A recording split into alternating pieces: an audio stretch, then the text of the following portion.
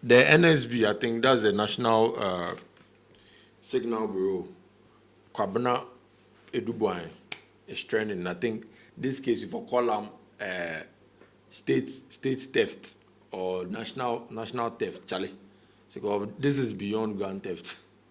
Yeah, so when you go on socials like preferably X and all that, you see Kwabena Eduboahene is trending there. The National Signal Bureau director.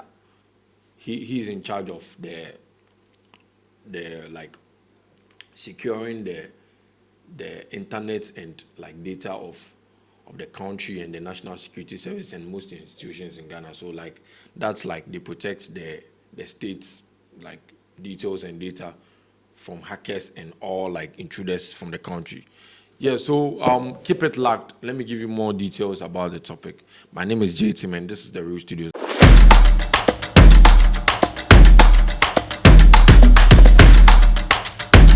Yeah, so I think early in the morning when I got on the socials, I saw him trending. That's where they were like, he's embezzled some money around and like the whole country is going like is going overboard and all that. Yeah, so this is where when the NPP came in power, he was appointed the director of the NSB, that's the National Signal Bureau. When they take charge of the nation's details and like they prevent hackers from entering into the database of the country and in most institutions. So this is where 2020 they agreed on a deal and an appointment or a project where they were supposed to pay over $7 million to an Israeli company. That's the RSC Crimes Office in Israel. So this is where he made a bill was signed, a deal was signed over $7 million. So after the deal was signed, he was supposed to give all the $7 million to the states, and he only transferred $1 million. That's like 9 million Ghana cedis, approximately 10 million Ghana cedis. So I think in 2020, $1 was equivalent to $10. So this is where he sent 9 million Ghana cedis into the accounts of the RSC Crimes. So this is where after the 1 million Ghana cedis, the $1 million was sent into the accounts of the RSC, the Israeli company.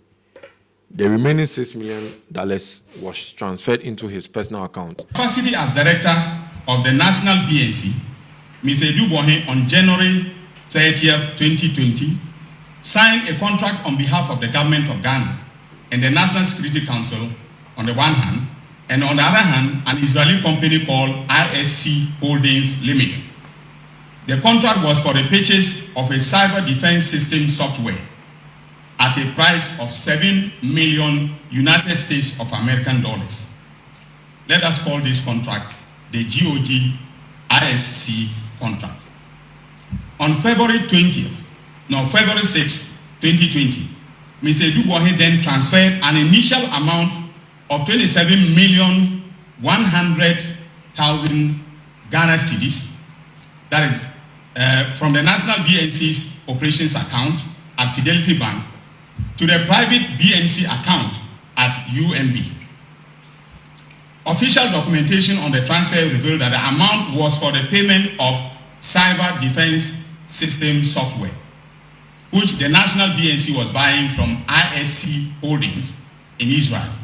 Mr. Boahene, in effect, transferred the money from the National BNC to his private company, the private BNC. A review of the transactions on the bank accounts reveals that once the funds from the National BNC landed in the account of his private BNC at UMB Bank, Mr. Boahene caused his private BNC to transfer an amount of 9,537,520 Ghana cedis to ISC Holdings in Israel. By the exchange rate at the time, this amount was the Ghana cedi equivalent of 1,750,000 United States of American dollars.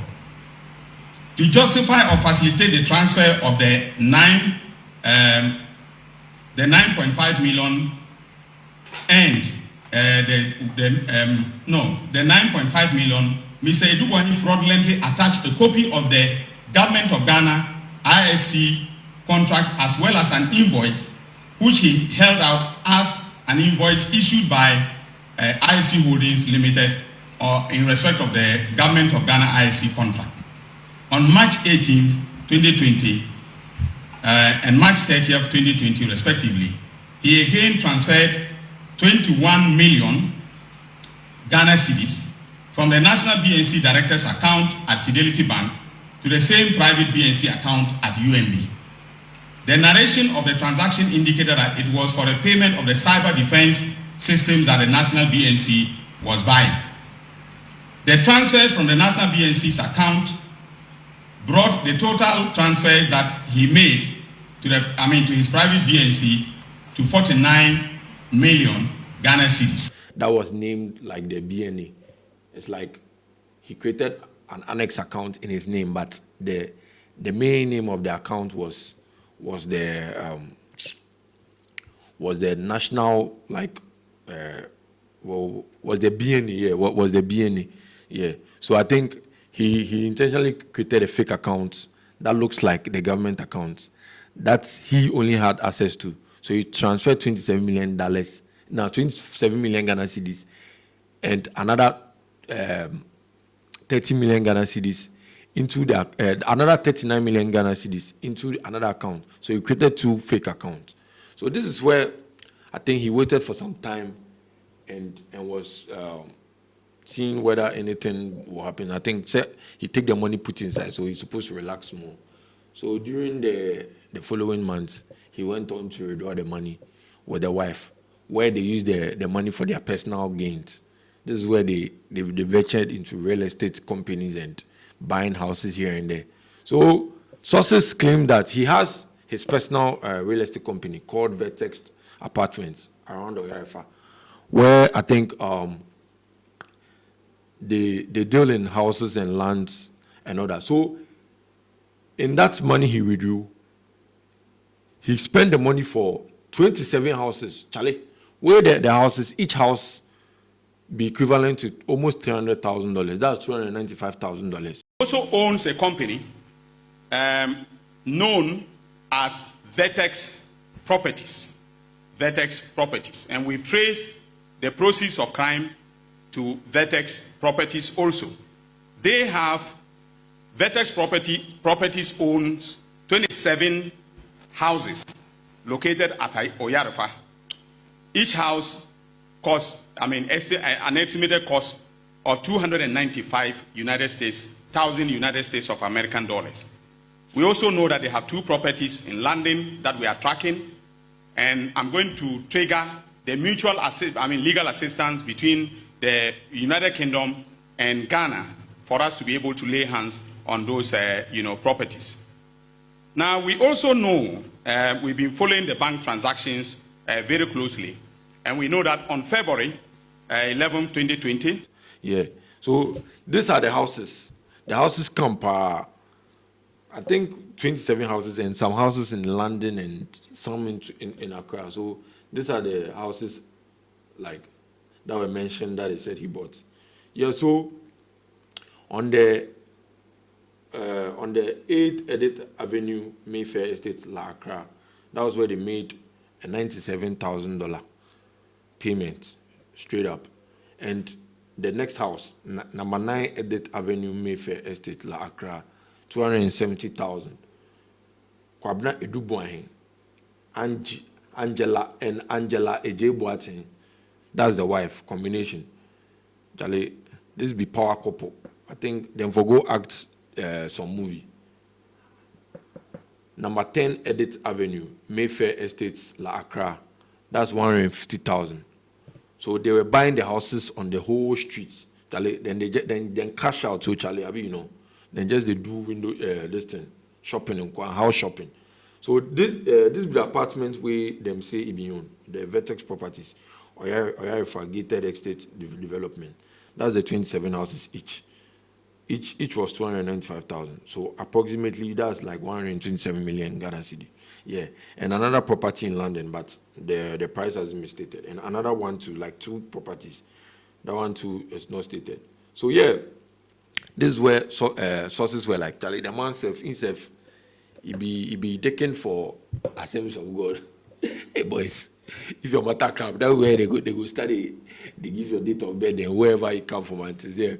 So I think there's a video of him circulating that was like saying and giving a speech to the youngins and some of the pastors in the church, where he said, Charlie, opportunity come if that will come into your ministry. So I thank God for this opportunity. What have I learned in my young life? I'm in my very early 40s, really very early 40s. But I see that opportunities must always be seized. We must always seize opportunities. You know, we are aware that everybody is blessed. It is very, very true. You are pastors and you even know more than I am that when God created us, God actually blessed us from the start that we should be fruitful, multiply, and take dominion over all of the earth. So the blessing is already there. But you see, the difference between successful people and people who are not successful is opportunity and how you are able to seize it to your advantage. This is why Solomon mentions in Ecclesiastes, is it 9 verse 11, 12, he says that the race is not to who? It is, or food to whoever. In fact, he goes on and on. He is trying to say that people are successful not just because they were meant to be successful, but time and opportunity, or others say chance, happens to them all. Time and opportunity would happen to all of us sat here today. Time and opportunity happened to me. As you are sitting here today, time and opportunity has happened to you because you've spent time here. I get a plan for your mind is already. Well, yeah, it be through the opportunity to he grab them. He grabbed the opportunity. Sweet. Yes, oh Charlie, this be where they say he's been apprehended. So I think on Thursday, that's like 20th March, he got into the country from the United Kingdom, where I think he was going through the immigration process, and after going through the process, the economic the EOCO, that's the Economic and Organized Crime Office, they take charge in like crimes pertaining to like government officials, not individuals. So if you go steal your money for some shop, or maybe you go hack some bank, that won't be your matter. But if like maybe you be minister, you be part of the government, during the process of the government, you squander some money or you loot some money, go somewhere. These officials are the EOCO. They are in charge of like taking you on. I think they are in charge of like catching of high business officials in the government and like in the reigning parties. Yeah. So this is where they I think his name was flagged. So when after the immigration like duties and like the check-ins, they pulled him aside. They were like, "Oh, Charlie, we want to check something for your passport inside. Be like some changes there somewhere." When they got hold of his passport, they took him to a room. It was like, "Master, you are under arrest." Then catch him, put him behind bars.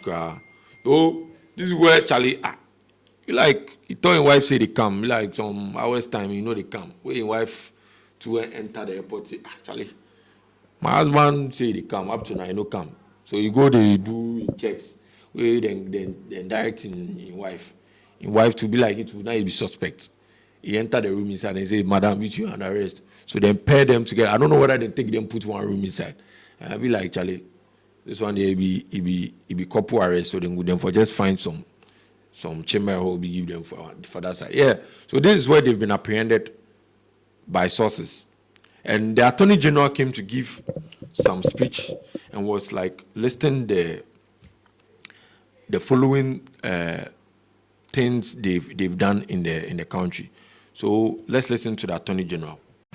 The investigations have revealed so far that the suspect and his wife have registered companies which we are currently tracking. We are tracking all the companies. There are about 10, of them that they created with Advantage Solutions, mostly owning all the companies. For purposes of the investigation that is ongoing, we are not going to disclose those companies. But I want to warn any executive, director, or employee of each of the companies who, knowing that Mr. Boahene has been arrested, if they make movement of assets, we will track and arrest them and prosecute them. So they are all warned. All banks are also warned that if we see any wire transfers or cash withdrawals on any of the accounts belonging to Mr. Boahene and his companies, the bank managers and all their employees who are involved in those transfers will equally be arrested. After this press conference, no activity, and we are monitoring all their bank accounts from the Financial Intelligence Center. With the press of a button, we can see the movement of money, on any of the accounts. So we are monitoring that very, very closely.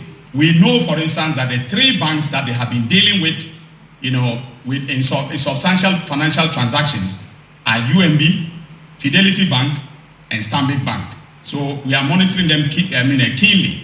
And the managers of this bank, if they are listening to me, should be careful about what they do on any account connected to Mr. Boahene and his wife and their companies. Yeah, so this is the Attorney General just stating like how he used the money for his personal gains and all that. And I think after that, his lawyer came in and was like blabbing that, oh, Charlie, this is my client. He's seeing money. He's been cashing out since the MPP tenure. So it's like they are trying to tarnish the image of his client. So they should take those charges off of him. Charlie, Master, the new oral committee, they know what they are doing. It's like they have their researchers. These crimes were committed after he made a payment to the RSC crime company in Israel. So this is the check-ins they did. They didn't just do this check-in. So Master, if you do your side, I do your side. Be like, you're just trying to do your job. Anyway, I don't blame you. Yeah, so this is where he was just saying, Charlie, they shouldn't allow him to be in custody. But right now, as we talk right now, he's been incarcerated in the EOCO's like premises. Yeah, that be where he's behind bars. Yeah, and after then, the Attorney General went on to say, Charlie, there's more to come. This is like just the tip of the iceberg. They are just gathering information to like bring out to the country and why it's trending. Yeah, so Charlie, if you go online and you see the NSB boss, this is why he's trending. That's Kwabena Boahene. Yeah, hard guy. So Charlie, this is what I have for you. There's more to come, and I think they said they've confiscated and like tracked all the houses. So this is where the issue and the matter is going to. So don't forget to like follow up on the issue, because I'm gonna bring you more if like there are more details into this like issue. So okay, so don't forget to subscribe and like, and remember to comment what you feel or maybe any information you have. Just put them there. This is the Real Studios. My name is J Tim, and I'm out. Peace.